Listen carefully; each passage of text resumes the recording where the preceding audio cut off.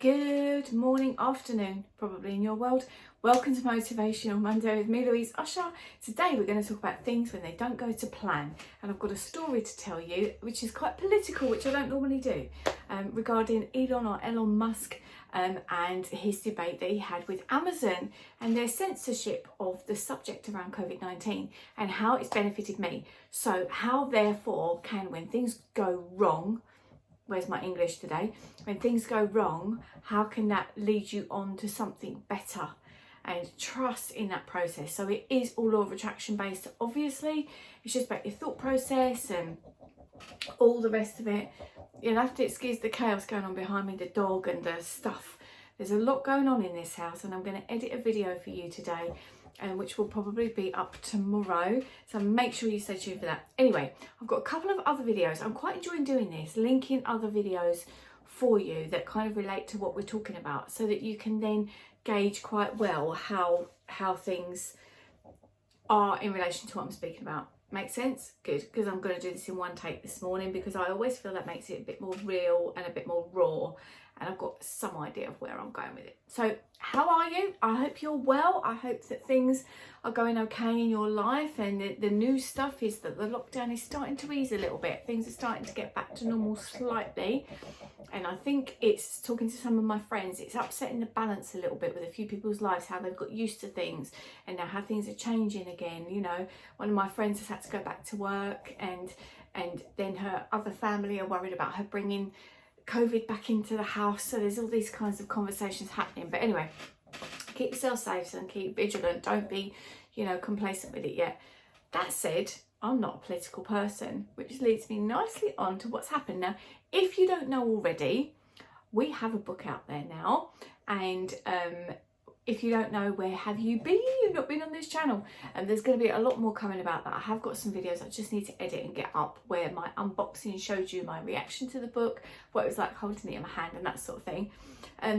But I went through the process. So when everybody was saying they're bored with lockdown, I was like, how can you be bored? There's always so much to do. And I, at the time, just a quick bit of backstory in case you don't know, I'm a life writer. So I write about life, and a lot of that is to do with health and science and nutrition and chronic disease, that sort of thing. So I've got two separate blogs. One's more to do with like lifestyle kind of stuff, and the other one is very sciencey, and that's about the deep nutrition things. And I love them both, for different sorts of reasons anyway.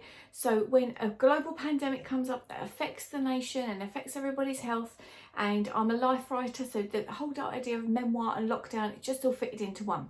So I was like, okay, I don't want to do this alone, because it's not just my perspective, because everybody's perspective is going to be so different.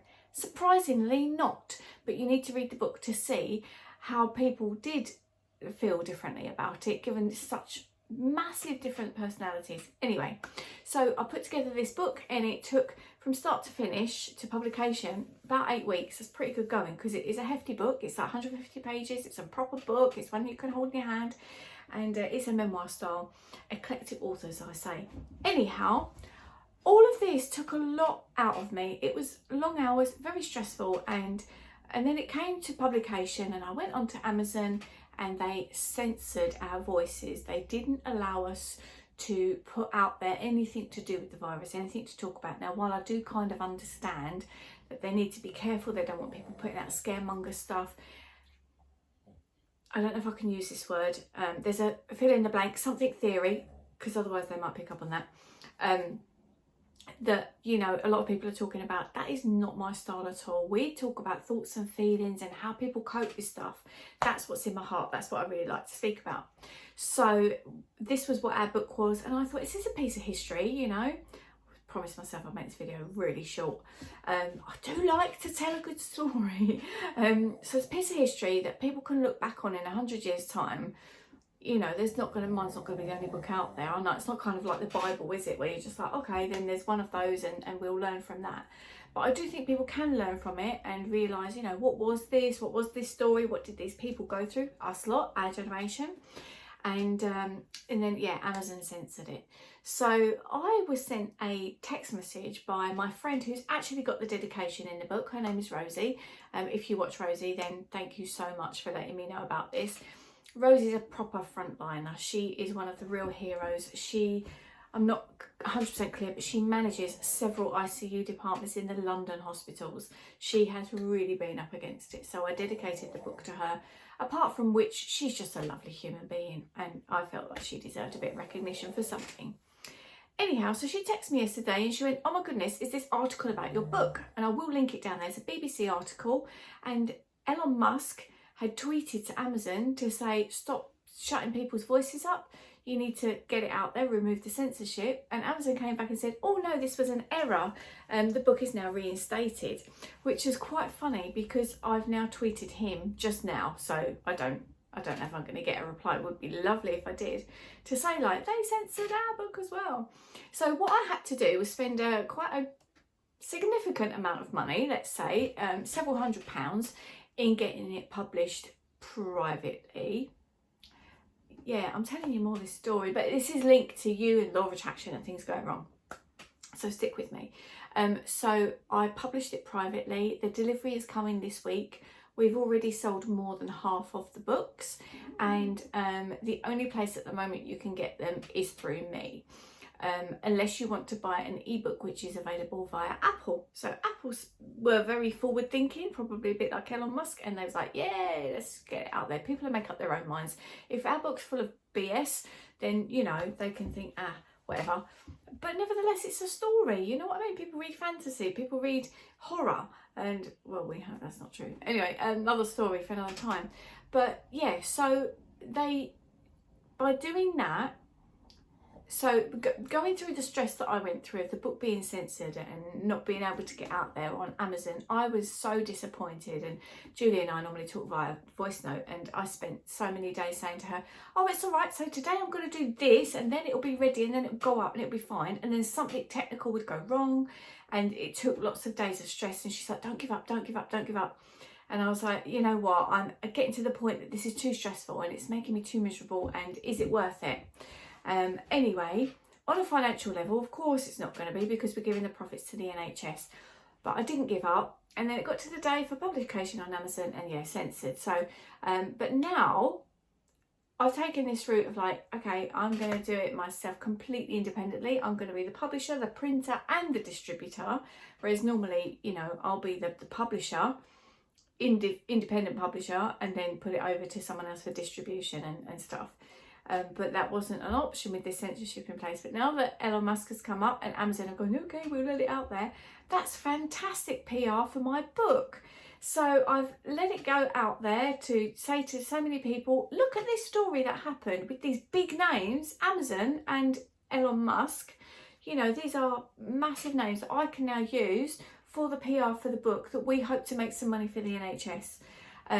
So it really went wrong, and now it's really going right. And that thing that hiccuped us on the way has led us to this place of like, you know what, let's get this show on the road, like bigger and better than it would have been before. So a typical example of something going wrong and you're thinking, this is a nightmare, this is never going to work. And just bear with it sometimes, because you don't know what they, whoever they are, have got in mind for you. Something better, something bigger, something else. And sometimes you've got to go through that journey to get out there. Talking of that, I am going to also link a video, my last video that I put up on Thursday.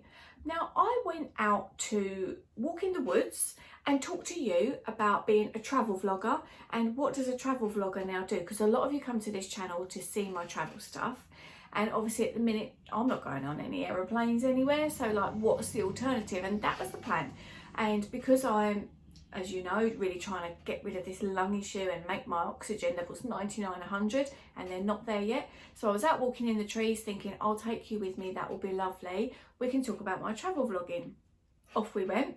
We started talking about travel vlogging. I got in the trees, was overcome with emotion. And because I do believe that's a spiritual thing, I kind of let that happen, let it go. I'm even feeling it now. That's really weird because I'm so up there today.